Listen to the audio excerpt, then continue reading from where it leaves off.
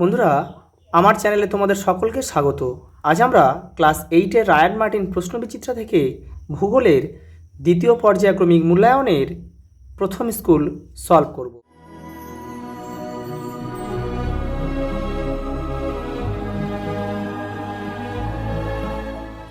দেখে নাও, প্রথম school Baranagar Ramakrishna mission আশ্রম high school. প্রথম প্রশ্ন, পৃথিবীর আবর্তনের জন্য যে বল কোনো বস্তুর দিক বিক্ষেপ ঘটায় তাকে বলে কোরিওলিস বল। কোরিওলিস বল। পরেরটা, সূর্যের আলো মকর ক্রান্তি রেখার উপর লম্বভাবে পড়ে 22শে ডিসেম্বর। 22শে ডিসেম্বর। পরেরটা, ঘূর্ণবাতের কেন্দ্রে যেখানে বায়ুর চাপ সবথেকে কম থাকে সেই অংশের নাম ঘূর্ণবাতের চক্ষু। ঘূর্ণবাতের চক্ষু। পরেরটা, পারানা এবং প্যারাগুয়ে এই দুটি নদী মিলিত হয়েছে বুয়েন্স এয়ার্স শহরের কাছে। পরের প্রশ্ন, দক্ষিণ আমেরিকার পশ্চিমের জলবায়ু শীতল হওয়ার মূল কারণ শীতল পেরু স্রোত। শীতল পেরু স্রোত। পরের প্রশ্ন, দুয়ের দাগে দু এক কথায় উত্তর দাও। পৃথিবীর দ্বিতীয় উচ্চতম সক্রিয় আগ্নেয়গিরির নাম কি? মাউন্ট কটোপ্যাক্সি। কটোপ্যাক্সি। কয়দন্তস্বয় হ্রস্বই। মাউন্টটা তোমরা এখানে লিখে নেবে। জাপুরে কার উপনদী? ওরিনোকো।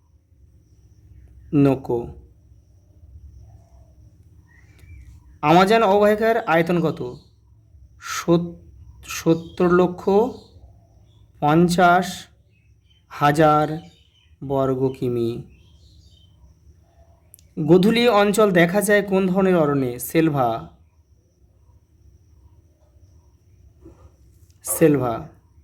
পরেরটা, সমগ্র পম্পাস অঞ্চলটি কোন দিকে ঢালু? পূর্ব দিকে।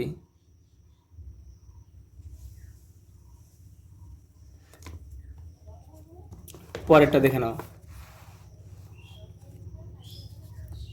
পৃথিবীর শ্রেষ্ঠ গম রপ্তানিকারক দেশ কোনটি?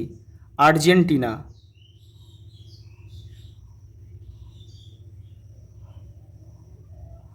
আর্জেন্টিনা। সবথেকে বেশি উঁচু আকাশের মেঘের গড় নিম্নতম উচ্চতা কত? 20,000 ফুট। 20,000 ফুট। পরেরটা, মেঘের জলকণার ব্যাস কত? 0.02 মিলি। শীতল পার্বত্য বায়ুর অন্য নাম কি? শীতল পার্বত্য বায়ুর অন্য নাম কি? ক্যাটাবেটিক।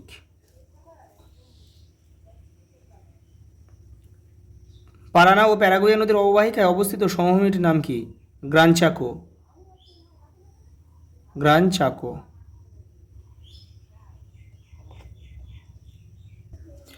পরের প্রশ্ন, 3 দাগের বৃষ্টির ছায়াঞ্চল কি? তোমাদের টেক্সটের 47 নম্বর পেজে উত্তরটা রয়েছে, দেখে নাও। এই যে এখান থেকে কিন্তু এই প্রতিবাদ সালে প্রচুর বৃষ্টিপাত ঘটানোর পর এখান থেকে এই পর্যন্ত লিখতে হবে। পরের প্রশ্ন, মেরুবায়ু শীতল হয় কেন? তোমাদের টেক্সটের 36 নম্বর পেজে উত্তরটা রয়েছে। এই যে দেখে নাও, এখান থেকে মেরুবায়ু লেখা আছে, এখান থেকে এই পর্যন্ত লিখতে হবে। পরের প্রশ্ন, দক্ষিণ আমেরিকার বেশিরভাগ জায়গা উষ্ণমণ্ডলের অন্তর্গত কেন? তোমাদের টেক্সটের 101 নম্বর পেজে উত্তরটা রয়েছে, দেখে নাও। এই যে এই অক্ষাংশগত অবস্থান, এখান থেকে তোমাদের এই পর্যন্ত লিখতে হবে। হিসাবে মহাদেশটি 70% উষ্ণমণ্ডলে অবস্থিত, এই পর্যন্ত লিখলে হয়ে যাবে। পরের প্রশ্ন, স্টেনশিয়া কি? তোমাদের টেক্সটের 106 নম্বর পেজে উত্তর রয়েছে। এই যে পম্পাস অঞ্চল পশুপালন উপযোগী, এখান থেকে কিন্তু এই পর্যন্ত লিখতে হবে, যেহেতু মান 2-এর একে হলে কিন্তু এই পর্যন্ত লিখলেও হয়ে যেত, কিন্তু যেহেতু মান দিয়ে এই পর্যন্ত লিখতে হবে। পরের প্রশ্ন 4-এর দাগে মান 3-এর কিন্তু এগুলো, এই যে মান 3-এর প্রথম প্রশ্ন রয়েছে বায়ু চাপ বলয়ের স্থান পরিবর্তন হয় কেন? তোমাদের টেক্সটের 38 নম্বর পেজে উত্তরটা রয়েছে, দেখে নাও। এই যে বায়ু চাপ বলয়ের অবস্থান পরিবর্তন, এই যে এখান থেকে এই পর্যন্ত লিখলে হয়ে যাবে। পরের প্রশ্ন, নাতিশীতোষ্ণ ঘূর্ণবাত সৃষ্টির কারণ কি? তোমাদের টেক্সটের 48 নম্বর পেজে উত্তরটা রয়েছে, দেখে নাও। এই যে নাতিশীতোষ্ণ মণ্ডলীয় ঘূর্ণবাত, এটা কিন্তু পুরোটা লিখতে হবে মান 3-এর যেহেতু। পরের প্রশ্ন, কিউমুলোনিম্বাস মেঘের বৈশিষ্ট্য লেখো। তোমাদের টেক্সটের 44 নম্বর পেজে উত্তরটা রয়েছে, দেখে নাও। এই যে কিউমুলোনিম্বাস, এখান থেকে কিন্তু এটা পুরোটা লিখতে হবে যেহেতু মান 3-এর। পরের প্রশ্ন 5-এর দাগে, এটাও মান 3-এর প্রথম প্রশ্ন আছে, সেলভা অরণ্যের বৈশিষ্ট্য লেখো। তোমাদের টেক্সটের 104 নম্বর পেজে উত্তর রয়েছে, দেখে নাও। এই যে সেলভা অরণ্যের, সেলভা চিরহরিৎ বৃক্ষের বনভূমি, এখানে অনেকগুলোই বৈশিষ্ট্য রয়েছে, এখান থেকে তোমরা 4টে বৈশিষ্ট্য করে নেবে। এখানেও রয়েছে বৈশিষ্ট্য, এখান থেকেও কিছু তোমরা করে নেবে। পরের প্রশ্ন, দক্ষিণ আমেরিকার জলবায়ুতে অক্ষাংশগত প্রভাব কতখানি? 101 নম্বর পেজে রয়েছে তোমাদের উত্তরটি, দেখে নাও। এই যে অক্ষাংশগত অবস্থান, এটা কিন্তু পুরোটা লিখতে হবে, এই পর্যন্ত পুরোটা লিখতে হবে। পরের প্রশ্ন, পম্পাসের কৃষিকাজ সম্পর্কে কি জানো? তোমাদের টেক্সটের 106 নম্বর পেজে উত্তরটা রয়েছে, দেখে নাও। এই যে এখান থেকে এই পর্যন্ত পুরোটা লিখতে হবে।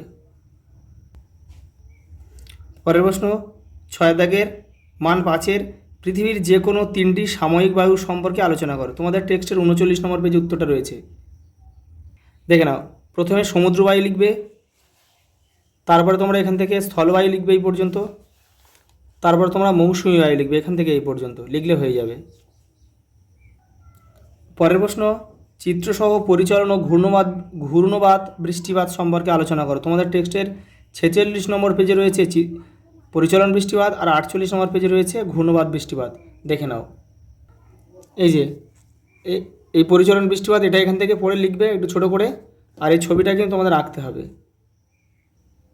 আর ঘূর্ণবৃষ্টিটা দেখে নাও, এই যে নাতিশীতোষ্ণ মণ্ডলীয় ঘূর্ণবাত, এখান থেকে এই পর্যন্ত লিখতে হবে। আর এই যে ছবি রয়েছে, চিত্র এখানে রয়েছে, এটা লিখলেও হবে, এটা আঁকলেও হবে। পরের প্রশ্ন 7 দাগে, দক্ষিণ আমেরিকার পম্পাস অঞ্চলের ভূপ্রকৃতি, নদ নদী, জলবায়ু এবং স্বাভাবিক উদ্ভিদ সম্পর্কে আলোচনা করো। মান 5 কিন্তু এটা। তোমাদের টেক্সটে 105 নম্বর পেজে উত্তরটা রয়েছে, দেখে নাও। এই যে এই নদ নদী এখানে রয়েছে, জলবায়ু স্বাভাবিক উদ্ভিদ এখানে রয়েছে, এখান থেকে তোমরা পড়ে একটু ছোটো করে লিখবে। পরের প্রশ্ন, দক্ষিণ আমেরিকা পশ্চিমের পার্বত্য অঞ্চলের ভূপ্রকৃতি এবং পম্পাস সমভূমির বৈশিষ্ট্য লেখো। তোমাদের টেক্সটের 95 পেজে উত্তরটা রয়েছে, দেখে নাও। এই যে এখান থেকে এটা পুরো লিখতে হবে। পরেরটা 8-এর দাগে ম্যাপ পয়েন্টিং রয়েছে, এটা কিন্তু তোমরা নিজেরা করবে, ঠিক আছে? আজকে এই পর্যন্ত, দেখা হবে পরের ভিডিওতে।